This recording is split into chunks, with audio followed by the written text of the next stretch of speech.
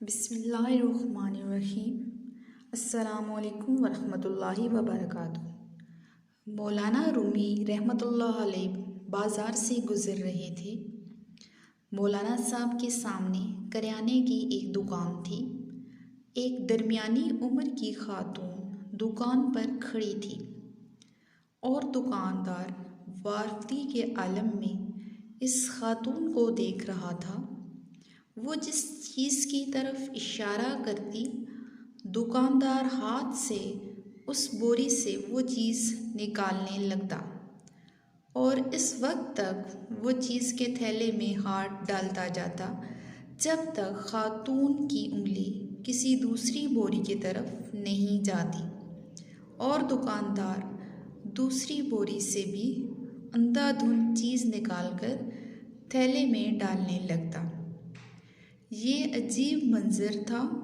दुकानदार वारफती के साथ गाहक को देख रहा था और गाहक उंगली के इशारे से दुकानदार को पूरी दुकान में घुमा रहा था और दुकानदार अलादीन के जिन की तरह चुपचाप उसके हुक्म पर अमल कर रहा था। खातून ने आखिर में लंबी सांस ली और दुकानदार को हुक्म दिया, चलो बस करो, आज की ख़रीदारी मुकम्मल हो गई।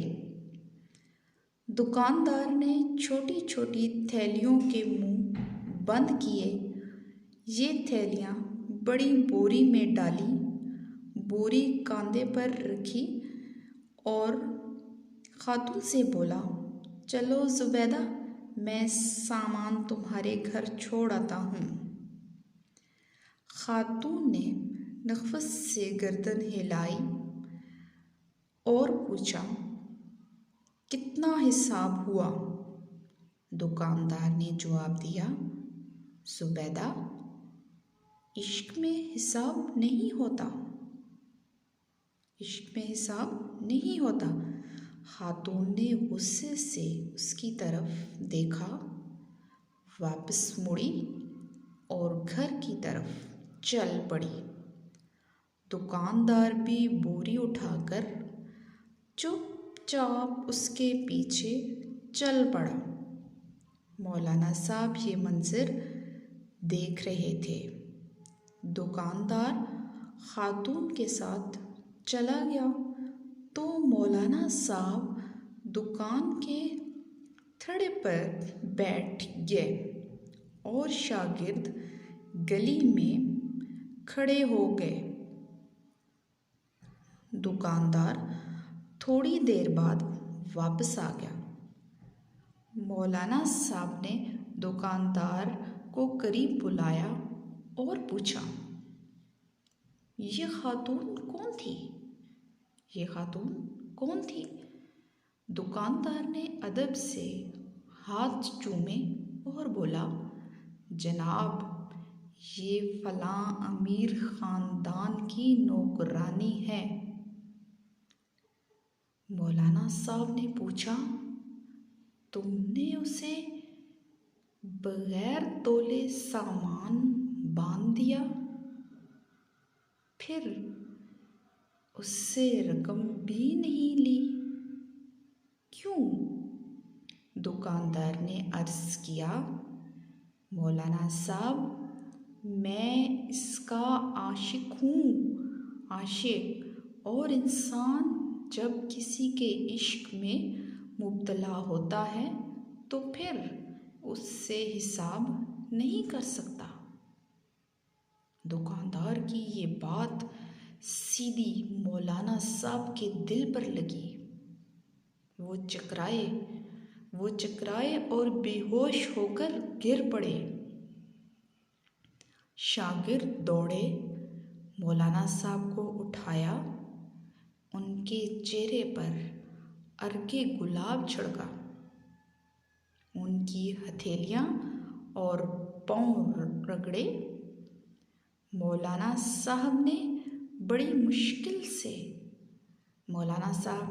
मुश्किल से आंखें खोली। दुकानदार घबराया हुआ था। वो मौलाना साहब पर झुका। दुकानदार घबराया हुआ था। वो मौलाना साहब पर झुका और अदब से अर्ज किया, जनाब, अगर मुझसे गलती हो गई हो तो माफ़ी चाहता हूँ। मौलाना साहब ने फरमाया, तुम मेरे मोहसिन हो, मेरे मुर्शिद हो, मुर्शिद, क्योंकि तुमने आज मुझे ज़िंदगी में इश्क का सबसे बड़ा सबक दिया। दुकानदार ने बड़ी हैरत से पूछा, जनाब, वो कैसे? मौलाना साहब ने फरमाया, मैंने जाना तुम एक औरत के इश्क में मुब्तला होकर हिसाब से बेगाने हो, जबकि मैं अल्लाह की तस्बीह भी गिन गिन कर करता हूँ, नफल भी गिन गिन कर पढ़ता हूँ और कुरान मजीद की तिलावत भी और गिन गिन कर करता हूँ, लेकिन उसके बावजूद अल्लाह ताला से इश्क का दावा भी करता हूँ। तुम कितने सच्चे और मैं किस कदर झूठा आशिक हूँ। मौलाना साहब वहाँ से उठे,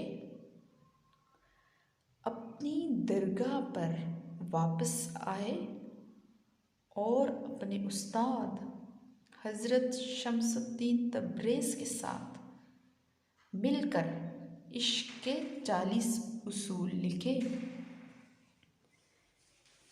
इन असूलों में एक असूल बेहिसाब अताहत भी था। ये मौलाना साहब मौलाना रूम थे